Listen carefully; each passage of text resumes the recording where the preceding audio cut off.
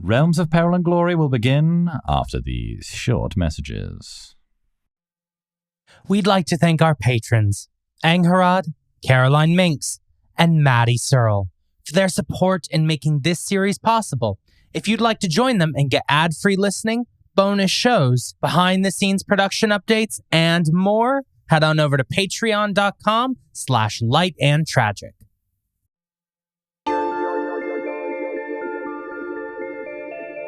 Welcome one and welcome all to Realms of Peril and Glory. Thank you so much for tuning in to the 4th episode of our Vael campaign. I'm here with James Barbarossa. Hello, I'm everyone. Yep. There are no new ways to say that. And playing with us is Laura Gerling. Hello, I'll be playing as Maerydyth Wimver, heartbroken high elf bard. Yep. Liz Campbell. Hello, I will be playing Zongroff Growlshack, orc rogue and member of the Harbor Guard. Maddy Searle. Hello, I am playing Isadora Ravenwood, the half-dark elf necromancer. And Pip Gladwin. Hello, I'll be playing Torbrennan, the dwarf paladin and blade of Valorous. Amazing. Thank you very much, guys. So, we are playing a game called 13th Age. You know this by now if you've been hearing. But just to tell you anyways, it is a D20 TTRPG designed by Rob Heinsu, lead designer on D&D 4th edition, and Jonathan Tweet, designer on D&D 3rd edition. And it's published by Pelgrane Press. If you want to check out the system yourself, go to the podcast description where you can find a link. So, last we left off, you were all sat in a prayer ceremony at the Church of Rhoz for Qinrith Dorai, a dark elf who is one of the people who vanished without a trace in the city. Zongroff and Torbrennan found the body of the late Lydia Periwinkle. Torbrennan quickly deduced that she was murdered by magic, and Zongroff found a note further linking the rapscallion crime family to the strange goings-on in the city. Isadora met a young orc who turned out to be the sibling of Zongroff, Zektog Growlshack. Shortly thereafter, Maerydyth found the same orc in bed with her supposed boyfriend, Ash Aspen, who told her that he never wanted anything serious to begin with. How sad. Bad times. Such drama. Such drama. So, without any further ado, let's begin.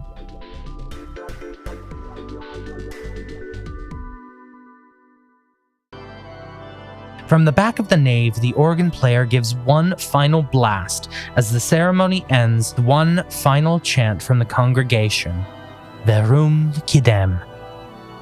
Slowly, the smattering of worshippers begin to mingle and disperse throughout the church. You're all sat next to one another as people begin to chatter around you.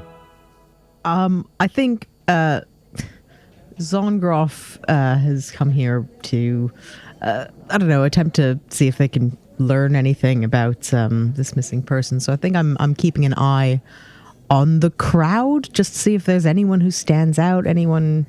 Yeah, absolutely. Do you want to roll me a perception check to see who you can I'd find? love to roll your perception. Can I add my background, please? Yes, you may. Your guard's awareness. 19. 19, yeah. So you see a few people. I mean, mostly some people are leaving out the church. You know, they're not staying to chat. You notice that people are going up to one man, a Torterra man, a giant turtle person, who, you know, going up to him seems like he was connected with Qinrith in some way. People very much speaking to him as if he were a close relative or perhaps a relationship with Qinrith. You see the priest is also mingling amongst the crowd. You see, those two people stand out to you as being particularly of interest in the room. No one you recognize out of hand. Okay. While I would be keen to talk to this Torterra, I think I will be respectful enough to not barge into the condolences queue to interrogate a distraught family member. That's fair. Just kind of hang back and see how it goes, see if there's an opening. But maybe this isn't a now questioning time. That is fair. Anything else that you guys want to look into while you're here? It's a sad thing to have A funeral with no body. But she could be all right. She could be fine. But these people have given up. Who's looking for her? We are Torbrennan. That's kind of Solid kind point. of why we're here. You're here. Yeah. I mean, I'm just a bit of optimism. I think professionally it helps. Well, happy to be called out on that by you, Sergeant. I stare at him. Shit. Oh, I mean no offense by it. I feel that in our relationship so far, that perhaps I've been giving more optimism than I've been getting back. Noted. I find it's easier to be open about these things. I just keep staring at him, just in a pew, just next to him. Great. You all see the priest from the ceremony is actually slowly kind of milling through the crowd, kind of shaking hands, exchanging condolences, and he actually slowly making his way towards you guys. Hello. I just wanted to thank you for coming. Your respect is much appreciated. Well, thank you. We did not know the young lady in question. We have come with the young lady necromancer. Ah, yes, it's Isadora, yes. Yes. Professor Urog told me about this this service, and I wanted to come and offer what support I can.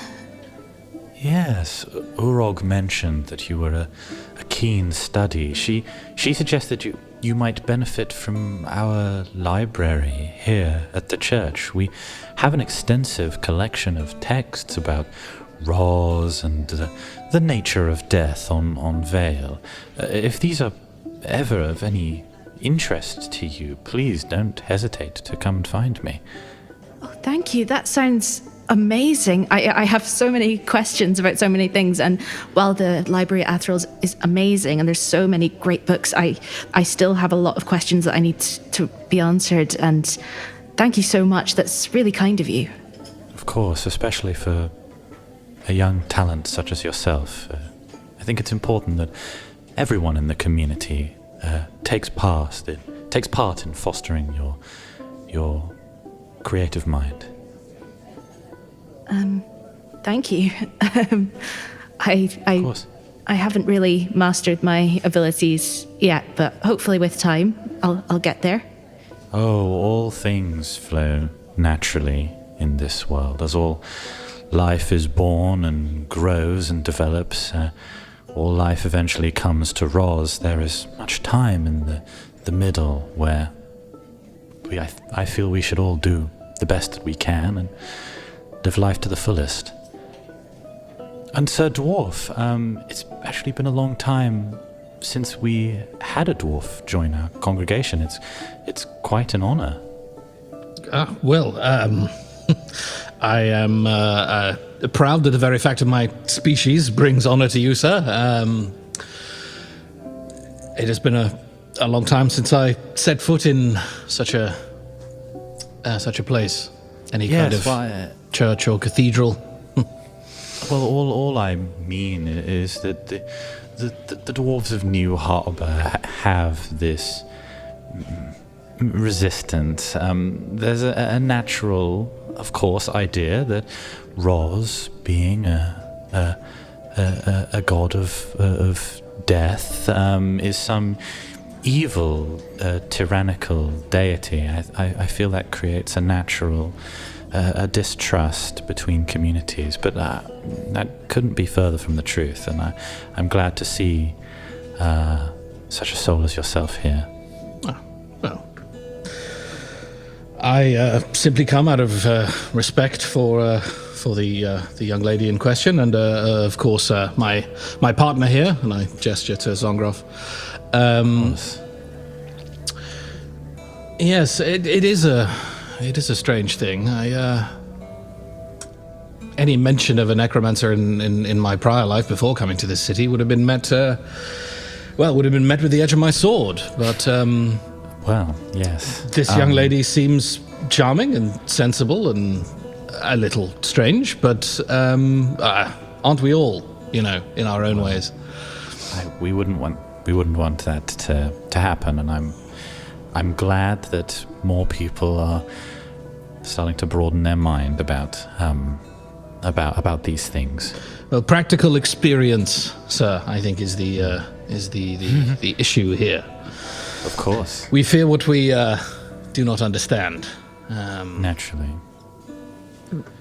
Death is the great mystery, and it's frightening to all, but that is why our faith in Rhoz and helps me personally and a lot of others, helps them, I hope, to greet death as an old friend. It's always a pleasure to have a member of the Watch Guard with us. Thank you for your service. But I have other members of the congregation to talk to. I hope you don't mind. Yes, thank you. Father? How do we address a member of the clergy of Rhoz? I believe he's a high priest, so high priest. Yeah. But I think because it's Zongroff, we do have to check whether this is her dad or not. Right? Like, any character interaction, we're just like, Is this Zongroff's dad? I'm a dark elf. I do have a big family. So, racist. Whoa. Yes, no, thank you, High Priest. I appreciate that you're busy, and I don't want to do anything to interfere with your service. I was just going to say, not to stick my beak in and be really nosy, but speaking of other members of the congregation, I've noticed that Tortaire man over there looking kind of real sad, a lot of people comforting him. Who is that? Yes. I'm new. Well, he's that's Gustav. He was the husband of Qinrith. Oh, that's so sad. Of course, we all hope. We all hold out hope that she will find her way back to us. Of course. Anyway, if it's nice to see you here as well, young elf. But I probably ought to tend to the other members of the congregation now. Of You'll course, excuse me. of course. I think Zongroff just kind of, raises a finger as if to going to try and get some information. Go, oh, no, there he goes. There he goes. No. Sorry, officer, I just saw an opportunity and I took it, Yeah, initiative. Yep. Yeah, it's fine. Maybe this isn't the time for questioning. I closed my notebook and just put it back in my pocket. You do see that the collection of people kind of queued up to speak with Gustav has waned slightly. Still, kind of one or two people around him, but it's certainly a smaller collection of people than before. If you wanted to go talk to him, you don't have to. I'm torn between investigation and not respect for not the grieving. ruining this man's evening even more than it already is. So Maerydyth, as someone who doesn't have a lot of respect, is going to lean over to Zongroff and say, do you think we should talk to him? He might be able to help us. He seems kind of upset. We could do it in a kind way. Yeah, I should probably introduce myself. Yeah, you could just give him your card and then you guys could get together later and talk about things at a less sensitive time, maybe. Yeah. I think Zongroff will stand up and go over. I think, honestly, there's a bit of hesitation because of the fact that for the last many days, Zongroff, every time he's spoken to anyone, just gets shouted at by people's loved ones for not having solved this case faster. So, I think there's a bit of hesitation. But no, I will go up and try and approach this Tortaire respectfully. Okay, fantastic. Yeah, you see you kind of get in the queue, kind of you're the next person in line. He kind of shakes hands with this kind of high elf who then kind of walks away and back out the church, and you're next up in the queue. Hello, it's Gustav, isn't it? Yes, that's right. Yes. It's my name is Sergeant Gralshak. I don't want to interrupt your evening, but I felt compelled of course. to introduce myself. I'm the officer that's working Qinrith's case. Well, I'm happy to help the investigation wherever I can. Thank you for coming. I appreciate that. Of course. I mean, it's between you and me, it's awful what's going on, and we are trying our best. I know it's all right, but between you and me, I don't know if she's ever coming back. But without a body, how can we mourn? And that's not your fault. That's just the way things are, I think. Were you with her when she disappeared? Were you around? No.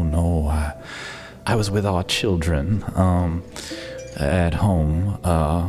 She was visiting the very church we are in, and it was actually on her way home that was the last time that she was seen. And I know my superior must have asked you this, but she didn't have any. She wasn't in any trouble. Didn't have any. No, anybody not at all.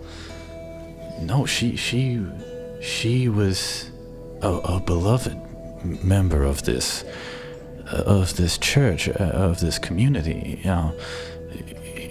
She had nothing but friends. And she and I, we disagreed on matters of faith, but we still loved each other. It was hard not to love her. She was is such a light in this world. But I'm sorry, it's hard not to come to conclusions. Sir, I'm so sorry you have to go through this. I'm gonna do everything I can to try and get some answers for you. You have no idea how much that means to me. I really appreciate that. It's just so hard to I just wish I knew what happened, I know. I think I'll give him a little smile, and I'll leave him to his other well-wishers. Okay. So yeah, you're all at the back of the church.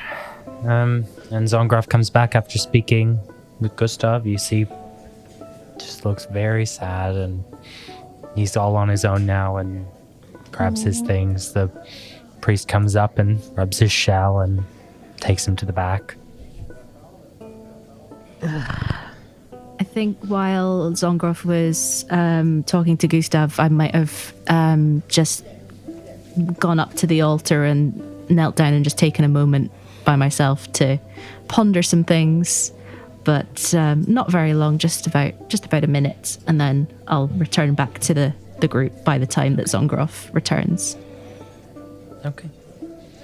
Out of curiosity, are there any questions specifically you want to ponder while you're here?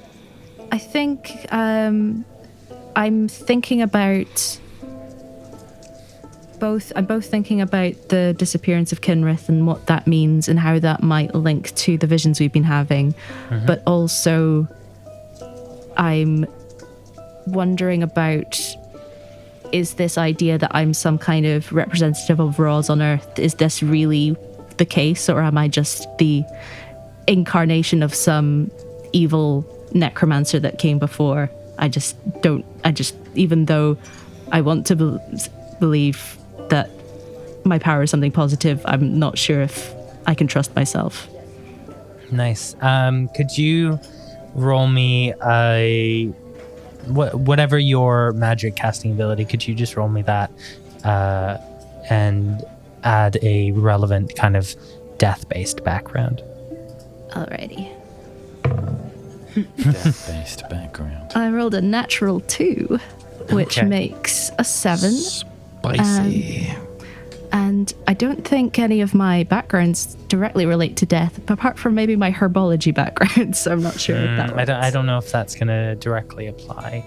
Yes.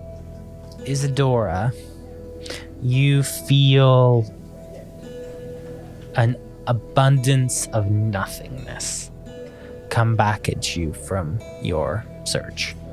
Your questions remain as poignant as ever, and you receive no comfort from the prayer or from the,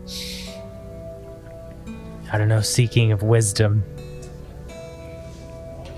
Okay, I will kind of sigh and try to sort of put on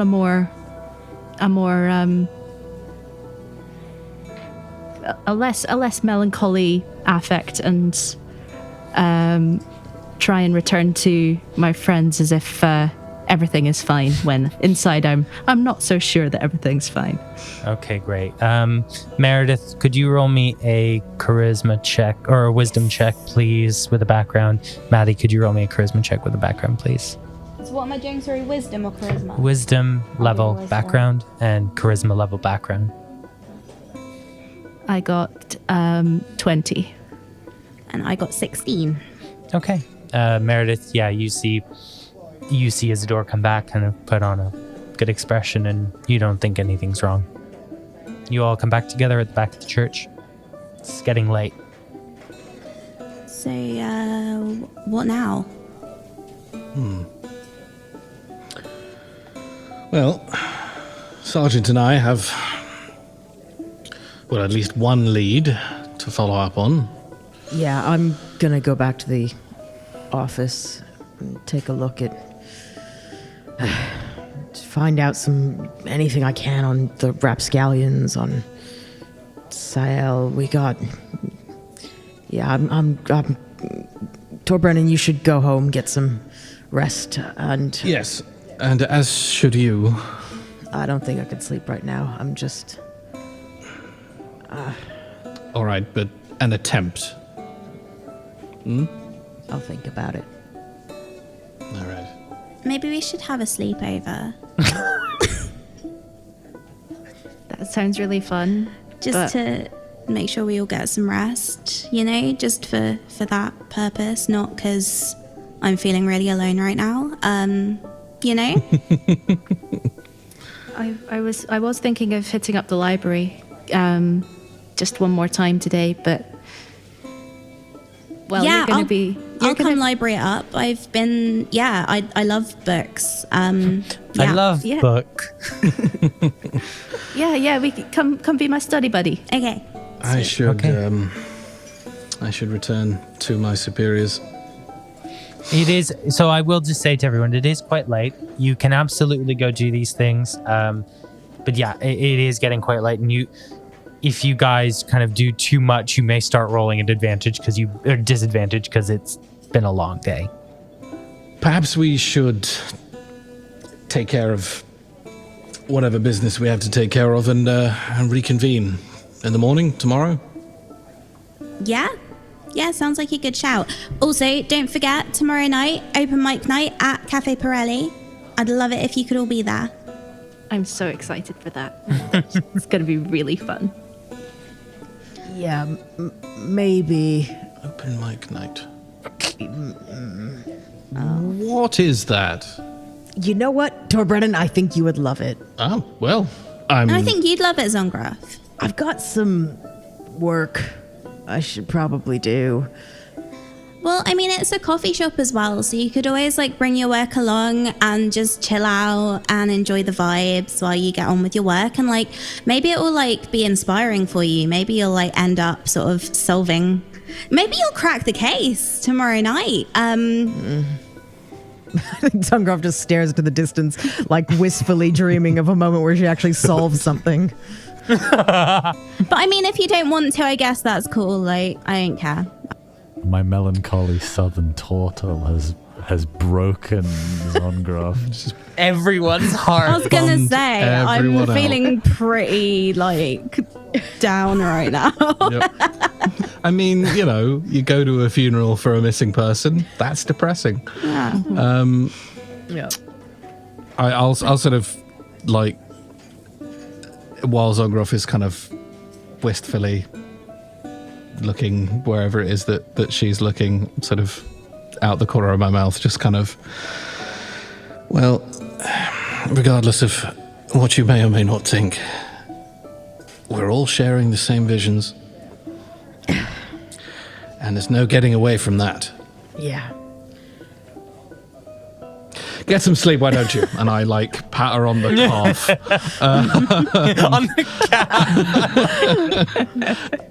the and do a little slightly ostentatious bow to Isadora and Maerydyth. Good evening, ladies. And, Bye. See you tomorrow. and I'll head off in the direction of my lodgings, I suppose. Or You are wherever. staying at Langford Manor. Is that where the rest of the blades are staying? That is, yeah. Grand. Then that's where I head. Can I just say, when Torbrennan mentions that, I feel like Zongroff for this whole day has been like flitting back and forth between crises, and every time he'd be like, oh no, prophetic visions and a bomb exploding, and then forgetting about this terrible case, and then thinking about only about this terrible missing person case, and forgetting about the terrible prophetic visions and all the. Oh god! Just keep being reminded. Oh no! There's a real dark night of the soul happening right now. I don't know how to comfort people. It's fine. So what are you, Zongroff, Maerydyth, and Isadora, what are you guys getting up to now? I think I might, even though it is late, I think I might just go to the library and look at the very basic sort of primer texts on visions, just so that I have a basic understanding. And then I might come back the next day to find out in more detail. My curiosity is burning. Fantastic. And Zongroff, what do you do? I think Zongroff does go back to Justice Hall. I think probably she manages to, like, I don't know, find the file on Rapscallion or whatever it might be, and then, I don't know, pass out like on her desk or something sad. We'll go to Justice Hall. We'll do that scene. And Torbrennan, are you just going back to Langford Manor and you're going to sleep and you're going to talk in the morning, or do you want to talk tonight? No, I'm going to try and see if Elias is still awake. Okay, definitely. And I'll just tag along with Isadora, seeing as Maerydyth's decided she's crashing at her place tonight. Yeah, fantastic. Yeah, I figured that was what was happening. So, you all depart the Church of Rhoz. Isadora and Maerydyth, you head back over to Athril Academy of the Arcane. Torbrennan, you make your way over to Old Harbor and to Langford Manor, where the Blades are stationed whilst they are working for Moira. And Zongroff, we are going to follow you into Justice Hall, where you see burning the midnight oil is a very tired-looking Pine Silver. Hi, Silver. Oh, yeah. Hello, Zongroff. You doing all right? It has been a very long day. Yeah. Oh, yeah, you're telling me. You had a long day? Well, yeah, I tried to get that. Well, I tried to get that that witness to see you, and then, she's gone now. There's an autopsy on Mrs. Periwinkle now we're mentioning it, actually. Yeah. I should probably see that. Just came in. They got the tests. They, they think she was more drained of her very life essence. Just sapped through horrible magic, actually. So pretty dark stuff there. I don't know. You seem like you were in a good mood. I had to put a downer on what looked like might have been a happy evening for you. No, not to worry, Silver. That's good. Yep, whatever helps the case. Yeah.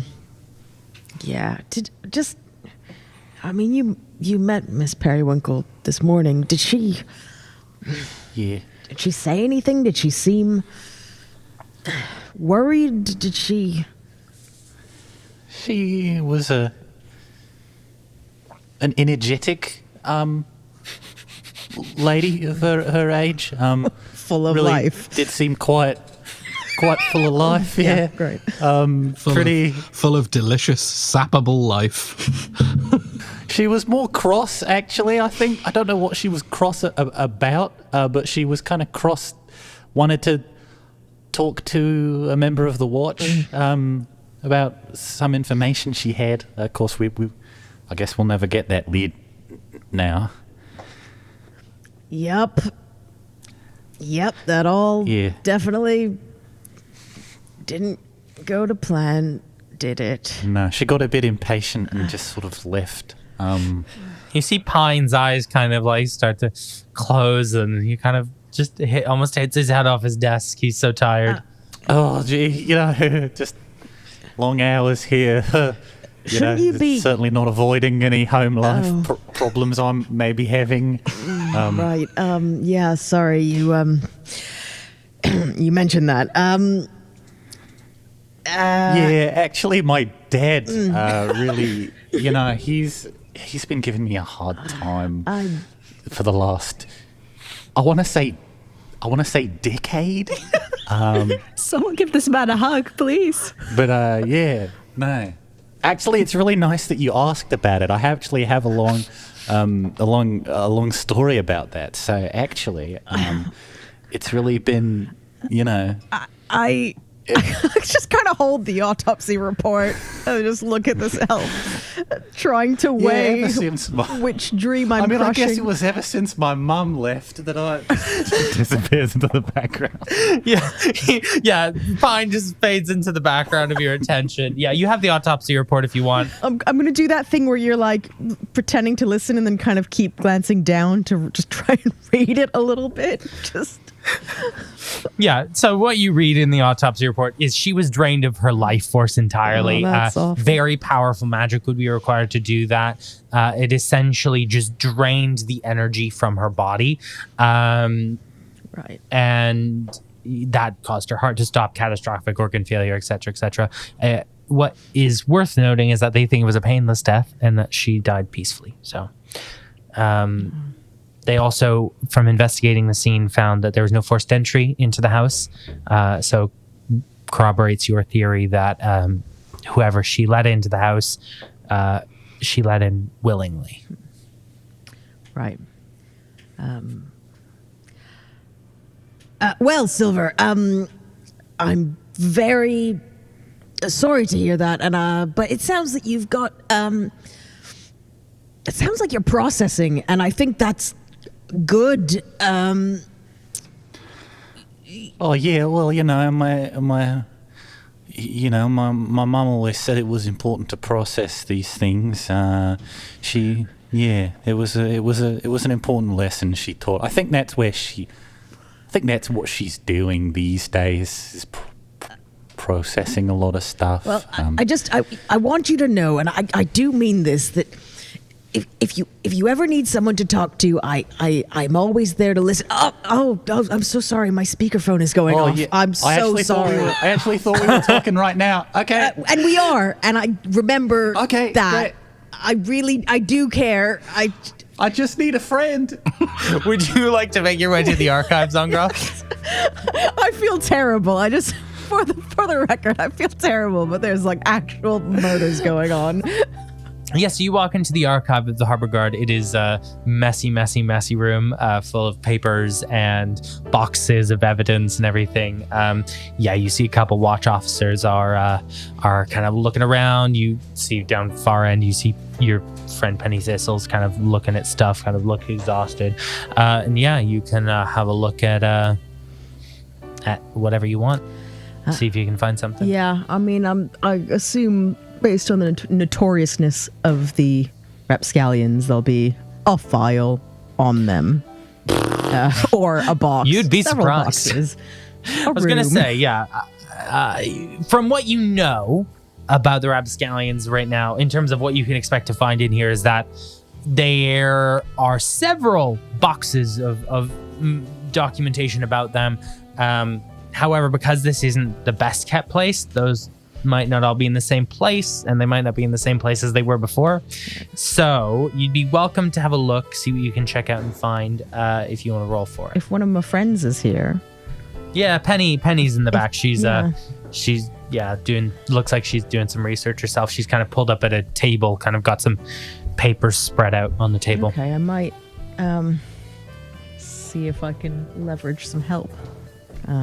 Yeah, that's a very good idea. So you walk up, Penny Thistle. She looks exhausted. She's a human woman, brown hair, kind of tucked up in a tight bun. She's got a very serious expression on her face. She's clearly been working, kind of same as you, all day, beginning of the day, end of the day, never stopping, never sitting down. You two were beat cops together, in fact, and she got promoted kind of about a year before you were. So has got kind of a bit more experience in the whole higher ranking police work than you do. Oh, Zongroff, how's the case? You look like I feel. Oh, yeah. Yeah, another long one, huh? Yeah. It's, the case is going bad. Oh, another one, yeah. Hey. Mate, it's going around. It's a day for it, I tell you. What are you working on? Anything good? Oh, there was break-in down at council building. Births, Anything taken? Deaths, tax payments, hospital admissions, just like all sorts of stuff. It's, and like that just leaves huge gaps in what I'm looking at here. It's the chain of paperwork, mate. You honestly, you mess it up at one end, and the other arm doesn't know what the head's doing half the time now. Yeah. Plus, Captain Trackrem, of course, was supposed to be senior on the case. He's not. Yeah. Well, he shows up intermittently. One day he'll be there for an interview. Next day he's not showing up to the debrief. I don't know. Yeah. Yeah, I'm sorry. That's rough. Hey, at least your supervisor hasn't completely disappeared. Are we joking? About that yet? That feels too soon to make a joke. I thought I'd give it a try. Yeah, it was way too soon. Hey, mate, you gotta give it your best shot. Yeah. It's real bad. Sorry, what's going on with you? I'm sorry, I'm talking about my case. I'm sorry. I hate to ask, but I need to get some info on the rapscallions, and there's just so many papers. Oh, the boxes, mate. I got boxes and boxes on the rapscallions, mate. Tell you that.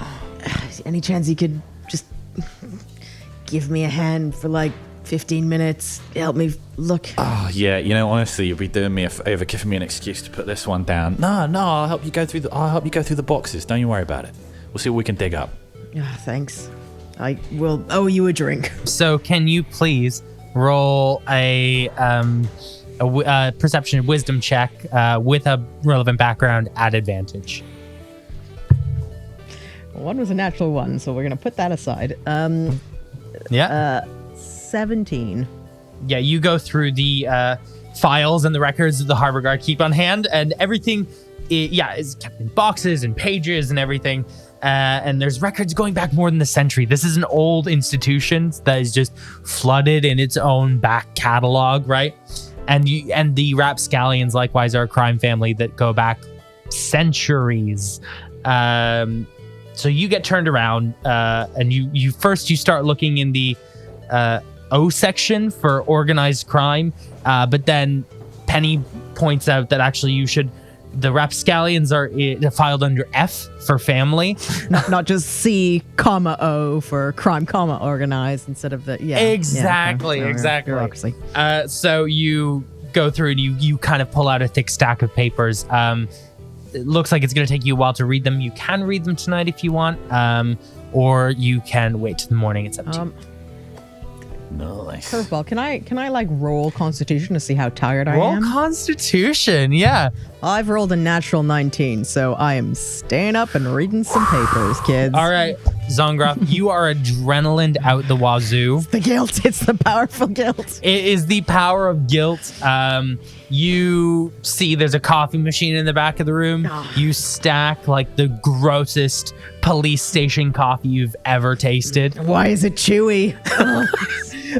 So yeah, you start going through the records, and it is basically it all falls into your hand. It's so many papers, and it's more than you think can cover a single sitting as well. So even if you were to do this all night, basically what I'm saying mechanically, nuts and bolts, is you can refer to this document in future and kind of maybe pull some extra tidbits out. I think Zongroff is also just like, because it's late at night, it's more just kind of like I must read a thing because this is a productive thing to do, as opposed to like, here is my focused research right now. I am looking out for the name Searle, of course, but what you find from a quick skim is that the rapscallions have been in business in some form for the better part of 5 centuries. The duties of the family handed down from generation to generation. Wow, law enforcement is failing. Yeah, absolutely. They value loyalty and respect above all else. A slight against one member of the family is a slight against them all. You see records of a guard losing an eye for suggesting a distant cousin was wearing a toupee. Their main business is smuggling goods into and out of the city through the factory and merchant lanes. They acquire all sorts of unsavory goods, including controlled substances, protected livestock, or even forbidden magic items. What it seems to be is they're using their family restaurant called Cleary's, as a cover. This is, of course, an allegation. Guards have been trying to prove this for years, but nothing's come up at all. The current rapscallion clan is made up of 3 generations. The older Alessio is nearing his 250th birthday. That is incredibly old for a gnome. And he is mostly retired and spends most of his days sedentary in the family restaurant.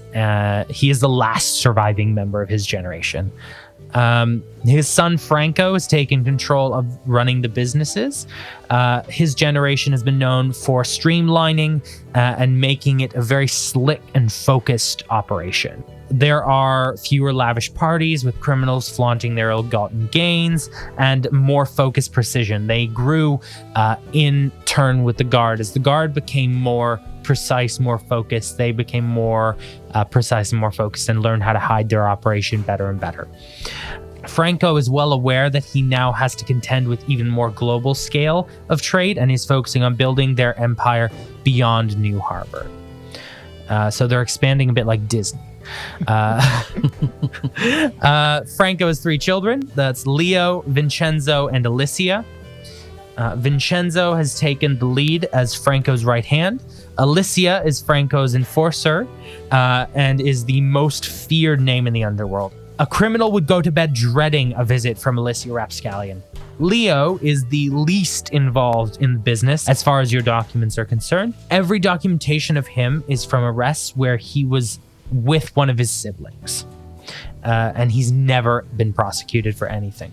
You see that there's a few prosecutions for various rapscallions, and they've gone to prison for a certain amount of time for various things, but they've always been isolated incidents. So maybe they got caught out for GBH, or I don't know, maybe they were able to prove like a small bit of laundering, but nothing that could connect to the larger criminal empire. They're very good at kind of compartmentalizing things. So even if one limb goes down, the whole stays intact. You think you could find out some more information from the document, but you will need to spend more time going through it with a fine-tooth comb, searching for the right information. Again, that's kind of a matter of, if you have a specific question, you can consult the document and I can see what I can give you. Okay.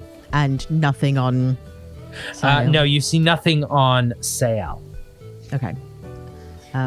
Cool. I think that is sufficient for the evening. The dead of night. Zongroff, you, I presume, are you wide awake? Are you headed home? What are you up to? How far is home? So you live in the Ivy Lanes. You're actually probably about a 10-minute walk away from home, to be honest. I guess I'll go home and at least change my clothes. So Zongroff, you head home. It's kind of the early hours of the morning, and you head back, and I presume you get just at least a little bit of sleep. Yeah.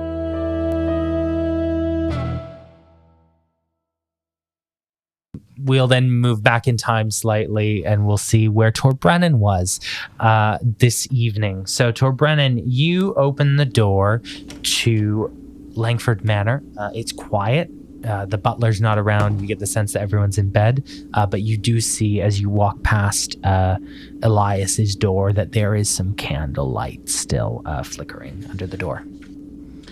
I'll take a second and fix my hair and my moustache. Give it a twirl. Take a deep breath and knock on the door. Great. You hear a vague kind of utterance to come in. And I go in. Okay. This might come as a shock to you. You step into Elias's room, and you're immediately hit with a pungent musk. It's humid and warm. The curtains are drawn, and a subtle undercurrent of kind of fungus and stagnant water seems to cling to everything in the room. In the corner of the room, you see Elias sat in a chair, watching a mote of dust float by and clutching a steaming mug of tea, still awake, still tired. He is a human man, long brown hair, shaggy brown hair, and his beard looks unkempt. He looks unkempt. He looks unwell. How different is this from the last time I saw him? I assume yesterday or the day before. You haven't seen him in a couple of days, I'd say. Okay. You know, and you would know, Elias has been, unhappy is probably too small a word. You know that the Blades lost a few warriors before coming to New Harbor. Mm-hmm.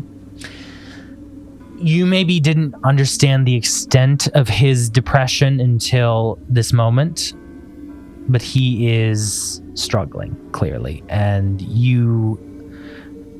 while sometimes he does come out and he is happier, more himself, you have seen him go through dark periods like this.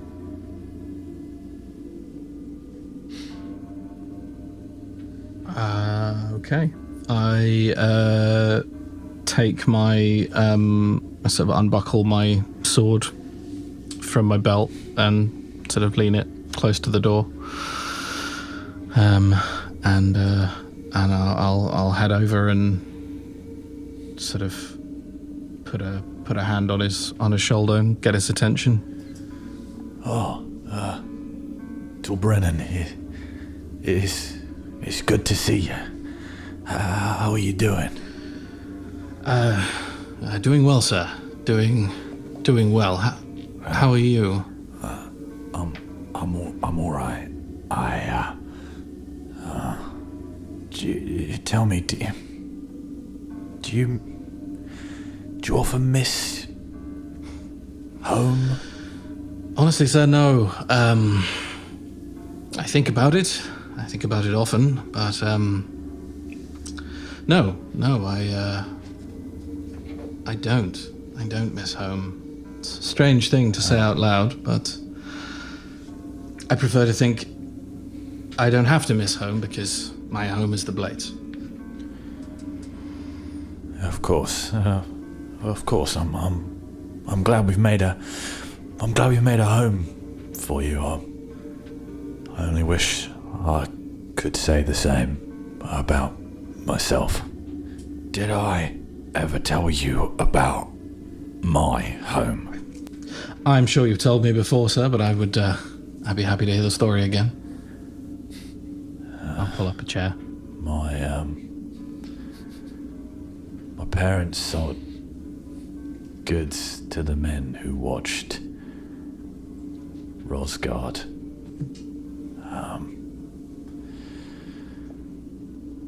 It was a horrible place. Terrible. I was lost in the woods. Just a boy. You know how boys do. They think they command the world. We do foolish things. Run away with mercenaries at the drop of a hat. I'll smile at him. Of course, this day, I ended up getting lost. Wasn't the first time. And that's when the fog came. Fog so thick and so heavy, it was like molasses in your lungs. Couldn't find my way out, didn't know which way was up. Might have been hours, but felt like days. Then I emerged. I never thought I would have wished so badly to be back in that fog, but when I saw in that place, I just wish I could forget. Rosgard was destroyed, wouldn't be the right word for it. Possibly putrefied. All life had been sapped out of the place. But then, that's necromancers for you. Their powers are immeasurable. By the gods, do I wish I'd never seen that place. But then I remember what it gave me. I found that book, tattered and torn to shreds, but still intact, filled with these stories of heroes. Naive of me, really.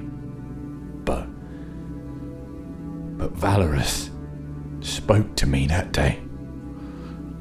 I swear I could hear her voice so clear.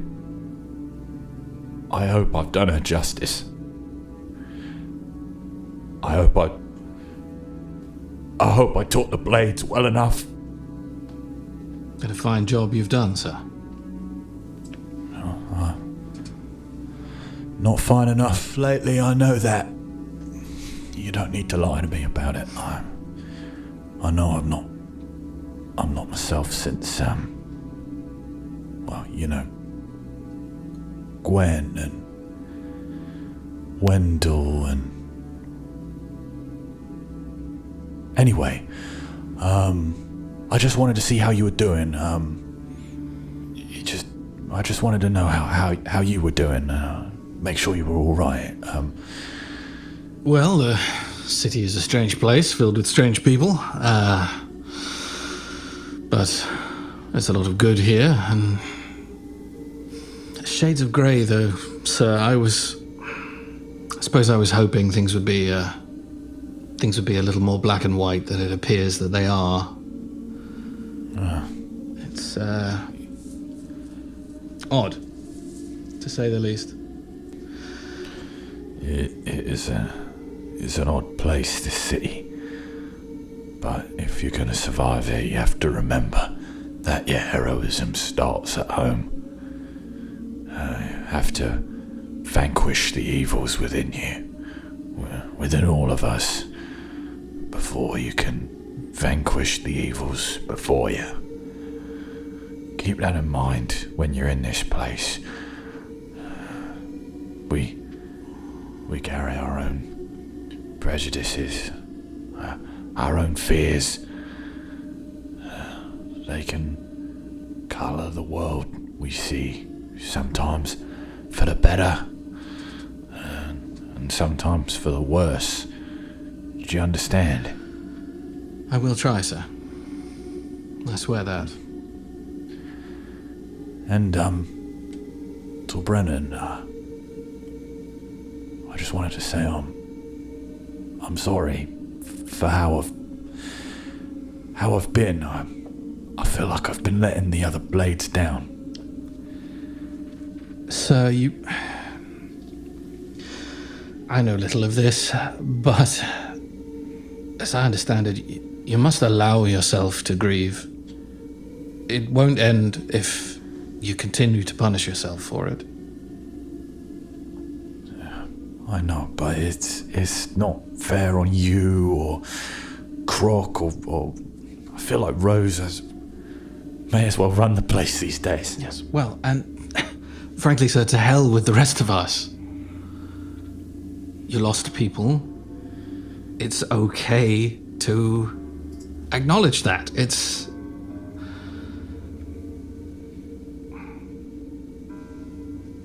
We move forward.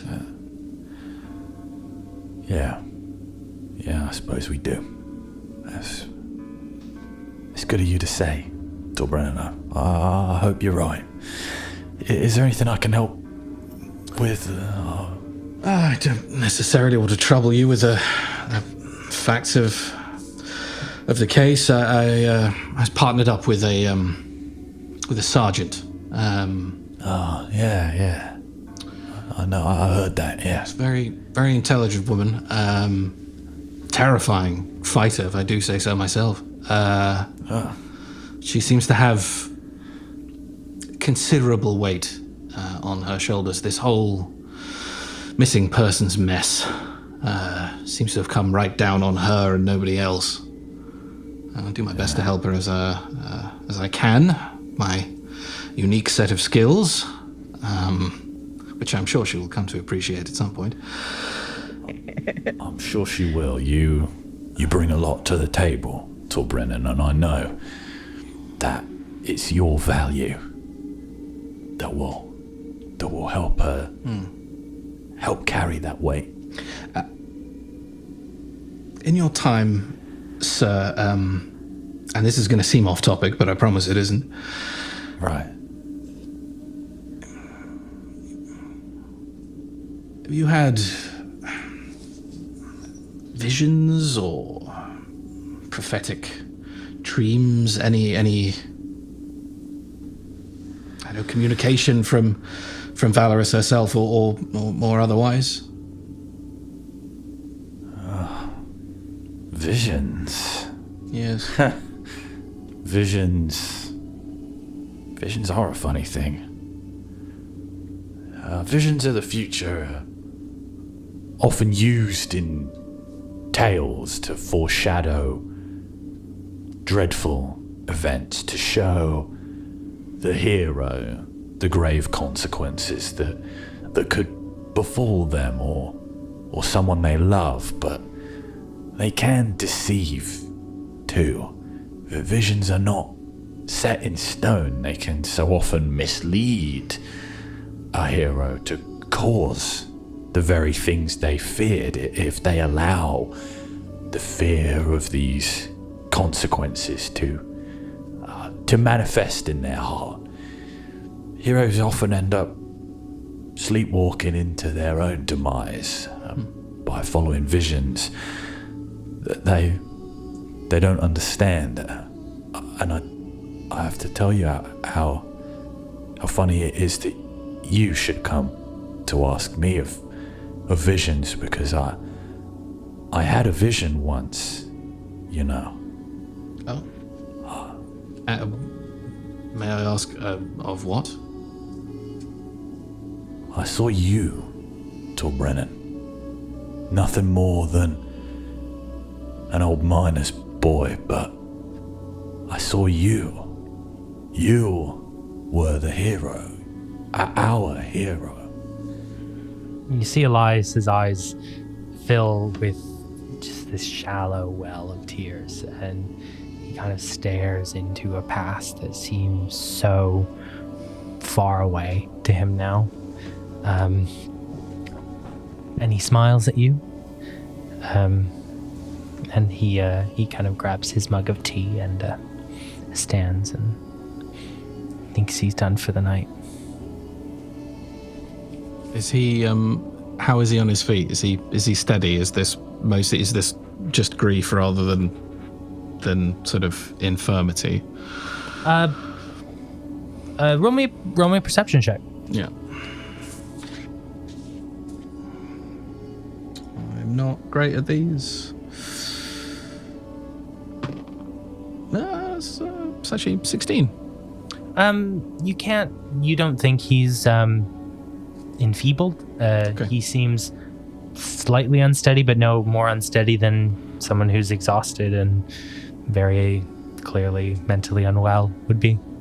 Okay. I don't sort of make any move to kind of help him then.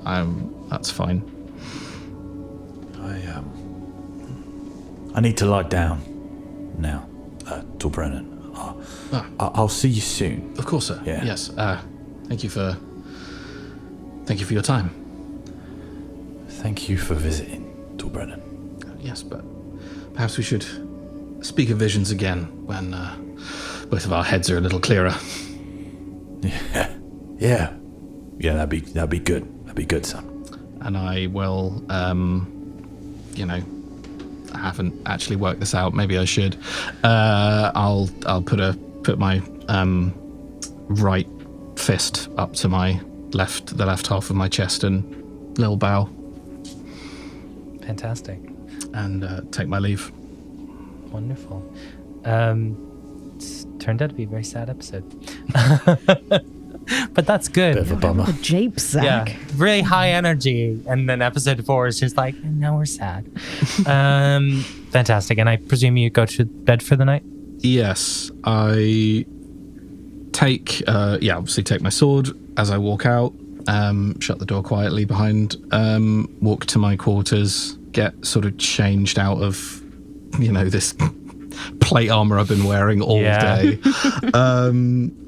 Take the sword and unsheath it and sort of sit down cross-legged and kind of lay the blade kind of flat across my knees and put both hands on it,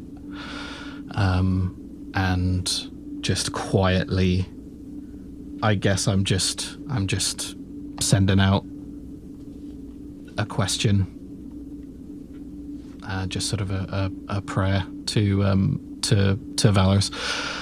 Mostly a prayer, but also I suppose I'm wondering about what Elias said about having seen me, and I guess it's sort of a slightly incredulous kind of, how could I possibly be that important?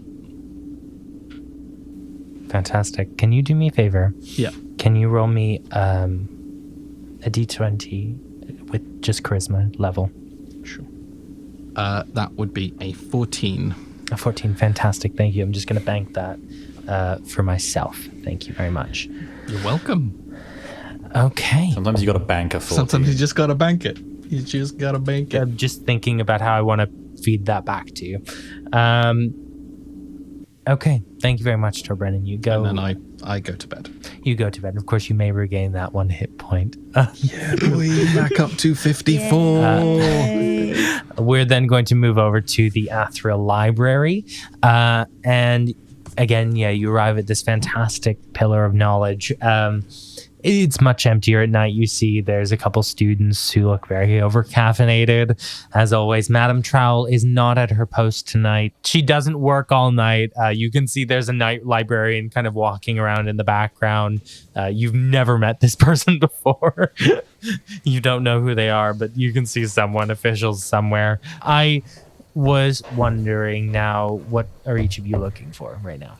Well, I'm just gonna sort of look around, make sure nobody's like super close by, and then just like sneakily like unzip my violin case and just kind of twang a few strings rhythmically, like not full on playing, just sort of having a little like musical moment on my own.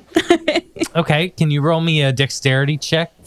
Disadvantage? Yes. Well, that's a natural 1. So. Yeah. Okay. So you start plucking your strings, and within a moment, the night librarian comes and asks, "You can do this, James. What the fuck are you doing?" What are you doing? I was just This is a library. I was learning. Learning to play this instrument? Yeah. You have not music studios for this? No, not really. But this is a library. Everyone is trying to study here. We must be quiet. You understand? Okay, sorry. I will be back if I hear anything from you. So much as a death rattle. I want to stare the night librarian down as they walk off. Roll me a charisma Been a check. day. Like the night librarian is the one out of order here. Roll me a charisma check again at disadvantage. Oh. Can I add a background? No, Okay, it's a 15. the librarian is not impressed. Young lady, I work nights. Do not cross me. Okay. I mean, it's fine. I wasn't trying to impress the night librarian anyway. So, Maerydyth's gonna just have a little look around the bookshelves, see if she can find anything particularly scandalous looking on the bookshelves that would have been the sort of thing that would have been confiscated from her at boarding school. Okay, fantastic. You can have a look in a moment. Isadora, what are you looking for right now? I am looking for the kind of basic introductory texts on visions and prophecies. Okay, let's have a look-see. Roll me a d20 intelligence check. See what you can find. So that is an 18, and with a background that is 21, my student background. 21. Very, very good. Okay, so what you get is you can see that magical visions have been documented quite well throughout history. They are ascribed to madmen, prophets, but the veracity is pretty unclear. It's possible that what you're seeing, it's possible that what is being documented in these people could be a mental illness, perhaps misdiagnosed at the time, or a spell being performed on someone. It does say that the spells that can show someone a false vision of something would be incredibly powerful. And kind of when you kind of flick through kind of that introductory text and you kind of cross-reference those spells, you'd see like it would be near impossible, even with an incredibly powerful spellcaster decked out, it would be near impossible to give people simultaneous visions that interlink. It doesn't feel possible to you. Some theological records, and this is kind of, you see in introductory text, it's like it's kind of this idea, again, time magic has been banned. So you see that came in after the Undying King was defeated, and that was specifically because prophecy is what spurned the Undying King to do what he did in destroying Rosgard and do all that. He saw himself as this amazing, all-powerful being, and so aspired to that. And as such, the Imperial Commonwealth, at the time, the Human Empire, outlawed all time magic, prophecies, seeing of the future, traveling in time, or experimentation with time magic, outlawed it. That then became a part of the agreements between the nations as the nations modernized and started to talk to one another. So it became more of a blanket agreement amongst all of the nations that we don't like time magic. You do know that there are obviously obviously still some that play with it. That happens kind of under the radar. But you do see some theological records that believe that gods also bestow visions on people that they find worthy. Awesome. Thank you very much. Fantastic. Maerydyth, what would you like to roll? You wanted to find something rude? I did want to find. I wanted to. Do you want to find something Secrets of the Fang? Is that what we I want to want? find something scandalous. Okay. I don't care what, as long as it's scandalous. What do I need to roll for that? It's just Catcher in the Rye. It's just Yeah. Weird. It just shows up. Yeah, roll me a intelligence check. Okay. Yeah, with Okay, well, it's another natural one. So you don't find anything scandalous. Instead, what you find are introductory texts that you read as a student back in the Elven Dominion, all the books that you were told you had to read in school, but you didn't. Okay, well, I'm just gonna open to a random page on one of them, just doodle a little bit, then I'm gonna put it back and go find Isadora. Roll me dexterity check at disadvantage. Okay. Okay, so can I add a background? No. 9. The librarian actually absolutely sees you doodle in a book. Young lady, Oh my god, what's your problem? a drop of blood for every drop of ink in that book, or you be gone this used- very instant. I used pencil. You can just erase it. I can erase it. I'll erase it right now. I will erase you. I'm gonna erase it. Get out of here! Isadora, you see the night librarian yelling at Maerydyth. I'll rush over and say, sorry, is there a problem? Can I, what's happening? Basically, nobody understands me. Oh no, And everything's unfair. Your young miscreant friend is defacing the books. Now get her out of here before I deface her. okay, there's no need to make this into a big thing. Come on, Maerydyth, let's Yeah, exactly. Like, there's no need to make a big deal out of it. I'm just trying to learn. You get out of here! You get out of here now! come on. Okay, fine, but I'm leaving because I want to, not because you told me to. Great. So yeah, you hop back up to Isadora's room, and there's a note kind of on Emily Potts's pillow saying that she's with her boyfriend for the night, not to send campus police out again. I was just worried about her, okay? It's not a big deal. I'm concerned for my friends. It's sweet that you cared. And I mean, to be honest, people are going missing all the time, clearly, at the moment. So I think, to be honest, it's pretty rational for you to be looking out for her. Thank you. I really appreciate you having my back. Yeah. Also, who does she think she is spending the night with her boyfriend? I mean, Gross. yeah, it is gross. Yeah, When she could be having fun sleepovers with us. exactly. With hot chocolate and cuddly blankets. Do you have hot chocolate? Yes. Oh my god. It's my dad's special recipe. It's so good. Bet it's not as good as the Wimbo Whip though. Probably not. That did look really amazing. Okay, taste test challenge. You make a hot chocolate, I'll make a Wimbo Whip, and then we will drink them and have a lovely time. Okay, deal. a lovely time with Sweet. caffeine at 2 o'clock in the morning.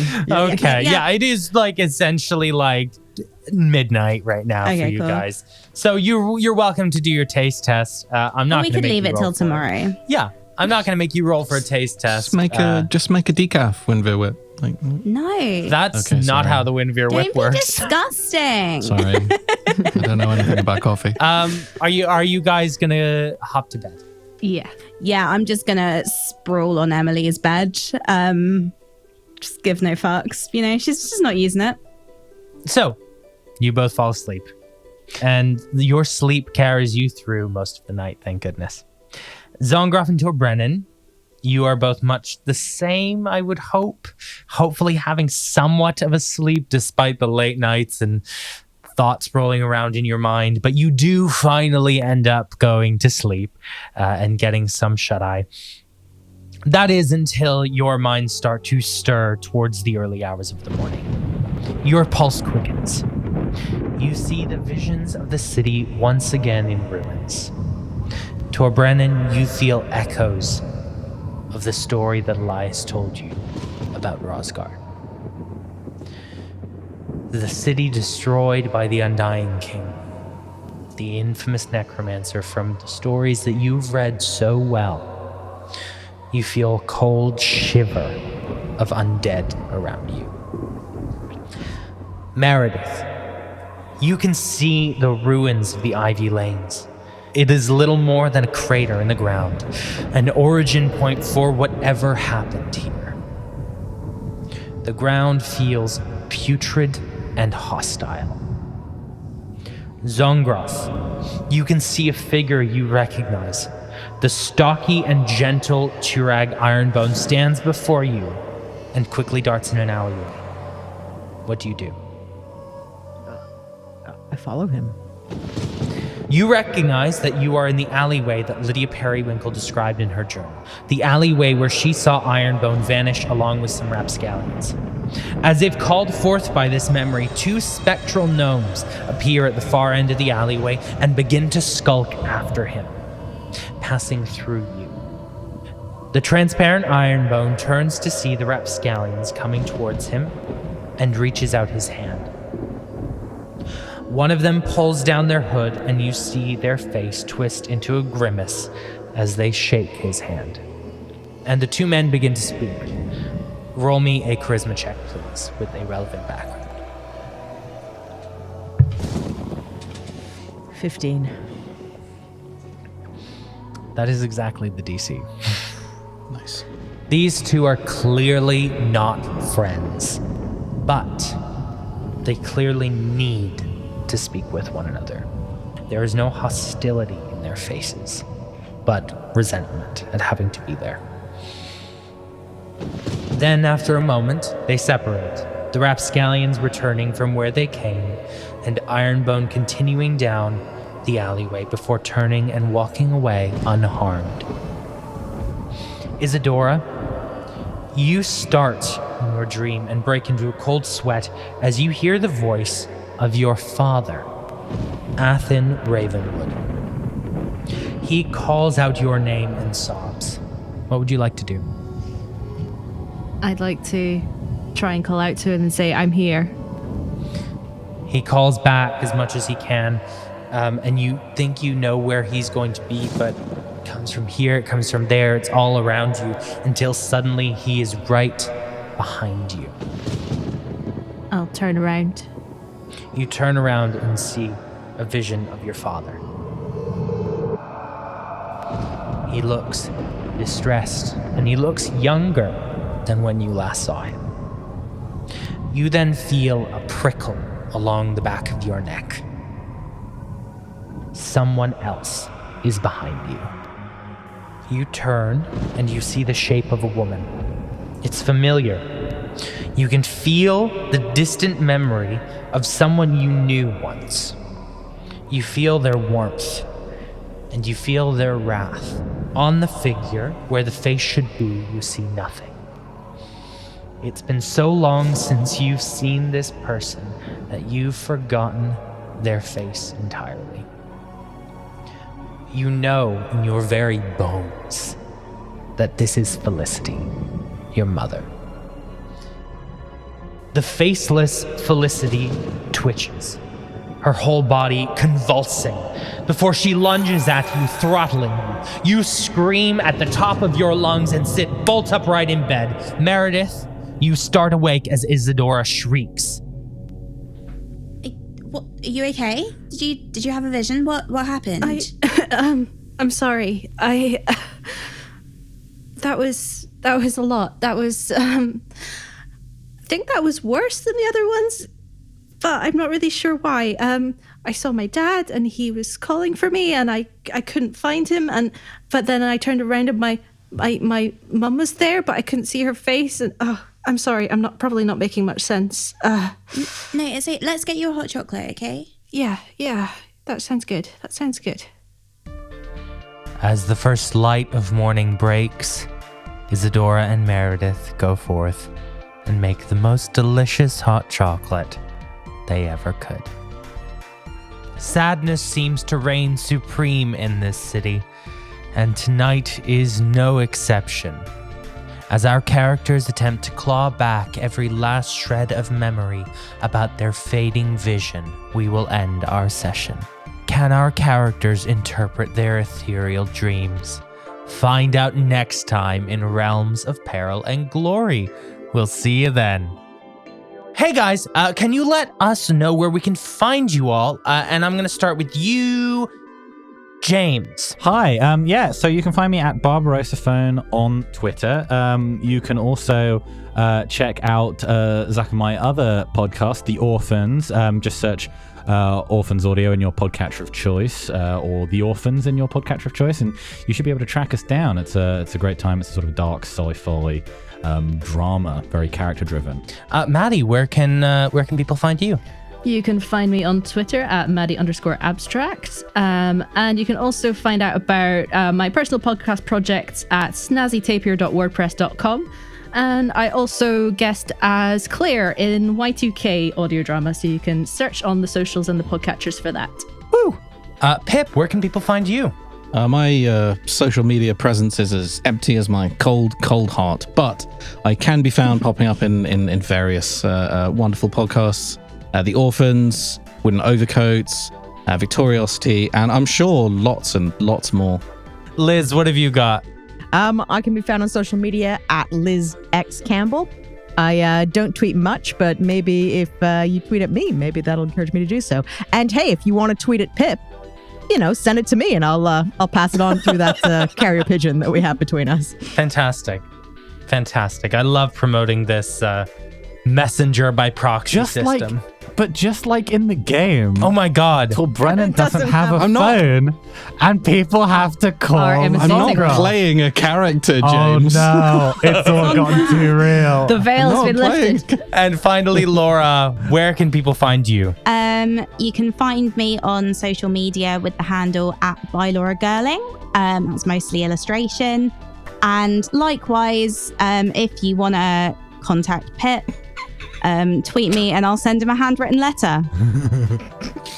Don't promise things you can't deliver. I can't. Yeah, I won't. I'll like the idea at the time and then I'll forget about it. Sorry. Well, thank you guys so much for tuning in. You can find me personally at ZACKFG. ZachFG on Twitter and Instagram. You can follow Realms of Peril and Glory at RealmsPod. And the absolute best way of supporting this show is to head on over to patreon.com/lightandtragic. There you can get bonus episodes. You can get behind the scenes content, production updates, lots of really cool stuff that you're going to want to get your hands on.